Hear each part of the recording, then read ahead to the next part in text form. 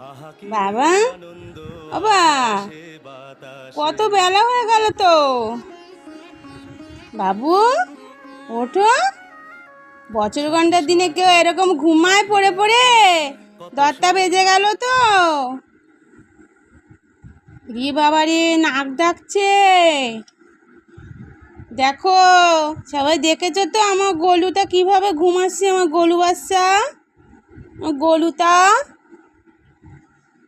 বাবা ওঠো। ওই সোনু,